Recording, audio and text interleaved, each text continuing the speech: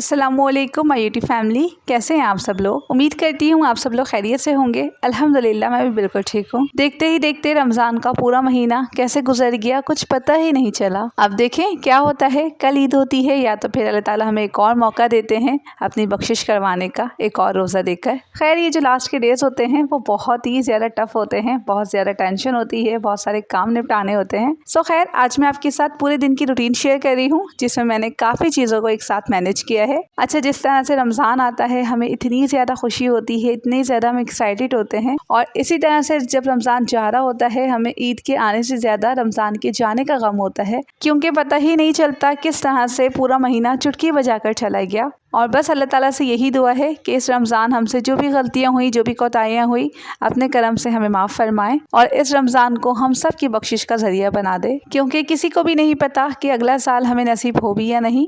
अच्छा, तो इफ्तार का टाइम हो रहा था, हम लोग अज़ान का वेट कर रहे थे, दुआएं कर रहे थे, और यहाँ पर मीरू अपने खाने में मगन थी। माशाल्लाह बच्चों से ही रौनक होती है घर में। हम लोग इसकी एक छोटी सी प्लेट बना देते हैं और साथ में अलग से जूस वगैरह दे देते हैं। सुकून से ये बैठकर एंजॉय करती है।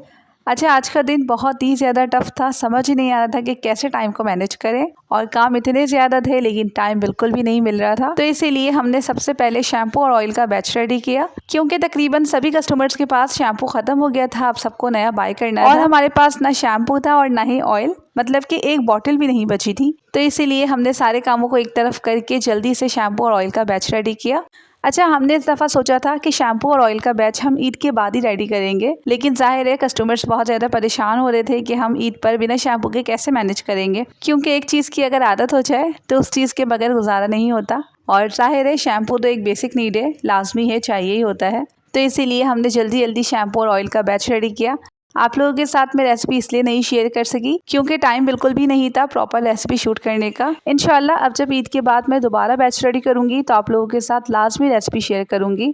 वैसे तो खैर मैं आप लोगों के साथ ऑलरेडी रेसिपी शेयर कर चुकी हूँ, लेकिन जब मैं नेक्स्ट बैच रेडी करूंगी तो इंशाल्लाह आप लोगों को थोड़ा बहुत और गाइड कर दूंगी। अच्छा, मुझे आप लोगों से एक और बात भी करनी थी कि अभी फ़िलहाल हम लोग ईद की वजह से अदर सिटीज़ के ऑर्डर्स फ़िलहाल हम डिस्पैच नहीं करवा पा रहे, और इंशाल्लाह ईद के चौथे दिन से हम अपनी डिलीवरी स्टार्ट कर देंगे, क्योंकि ईद की वजह से सारे कोरियर ऑफिसेज बंद रहेंगे, इसलिए डिलीवर करवाना बहुत मुश्किल हो जाएगा। तो बस थोड़ा सा वेट कर लें, इंशाल्लाह ईद के चौथे दिन से आप सबके ऑर्डर्स डिस्पैच हो जाएंगे। और कराची वालों के लिए ये खुशखबरी है कि आप लोग कभी भी किसी भी टाइम ईद के ड्रेस में भी ऑर्डर कर सकते हैं। इंशाल्लाह हम ट्राई करेंगे कि आपको टाइमली डिलीवर करवा सके। अच्छा, यहाँ पर मैं और मेरी सिस्टर हम लोग जल्दी जल्दी से लेबल्स लगा रहे थे बॉटल्स पर, क्योंकि हमारे साथ एक बहुत बड़ी प्रॉब्लम हो गई थी और हमें फ़ौरन से जो है वो इसके बाद मार्केट जाना था, और मार्केट भी कोई करीब नहीं बल्कि तारिक रोड जाना था। इसीलिए जल्दी जल्दी से ये शैम्पू का सारा काम मैनेज कर रहे थे ताकि जल्दी से हम लोग तारिक रोड जा सके।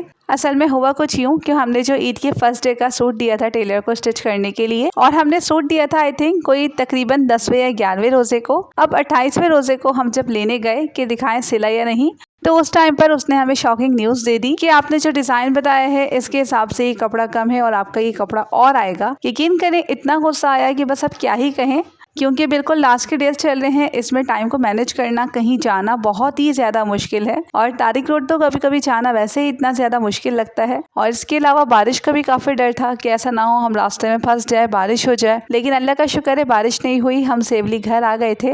अच्छा खैर ये सारे काम निपटा कर हम लोग जल्दी से निकल गए थे तारिक रोड के लिए। और आप लोग बताएं मुझे कॉमेंट करके कि आप लोगों की शॉपिंग हो गई है या नहीं, और कि आप लोगों के टेलर ने भी आपको इसी तरह से तंग किया हुआ है। हमें तो बहुत ही ज़्यादा तंग कर दिया इस टेलर ने। यकीन करें कुछ भी नहीं लेना था, सिर्फ थोड़े से फैब्रिक के लिए हम लोग तारिक रोड आए थे। और अभी मैं आपके साथ अपना ईद का ड्रेस नहीं शेयर कर रही, मैं आपके साथ वो इंशाल्लाह ईद वाले दिन शेयर करूंगी, क्योंकि अभी जाहिर है वो स्टिच नहीं हुआ, इसीलिए आपको समझ नहीं आएगा। तो इंशाल्लाह मैं आपको ईद के दिन ही अपना ड्रेस दिखाऊंगी। अच्छा खैर जो एक्स्ट्रा फैब्रिक लेना था वो हमने ले लिया था। अब हम दोबारा घर के लिए निकल रहे थे, क्योंकि पीछे घर पर बहुत सारे काम पड़े हुए थे करने के लिए, लेकिन हम साथ लेकर आए हुए थे ईशा को, और जब तक ईशा हर स्टॉल पर ना रुके तो ऐसे तो हो ही नहीं सकता। और यहाँ इसे कुछ ज्वेलरी पसंद आ रही थी तो हमने वो भी ले ली। अच्छा, जैसे कि मैंने आप लोगों को अपनी शॉपिंग ब्लॉग्स में बहुत सारी वीडियोस में दिखाया कि तारिक रोड पर खुशों की बहुत ही ज़बरदस्त कलेक्शन होती है, और आज मेरा बिल्कुल भी इरादा नहीं था कि आप लोगों के लिए शॉपिंग की वीडियो शूट करूँ, लेकिन यहाँ पर इतने ज़बरदस्त कलेक्शन थी खुशों की तो सोचा आप लोगों के लिए शूट कर लेती हूँ। और यहाँ पर ईशा को एक स्लीपर पसंद आई थी जो कि काफ़ी रिजनेबल रेट्स में मिल रही थी, मतलब कि सिर्फ और सिर्फ 1000 1000 रुपीज़ में मिली है ये स्लीपर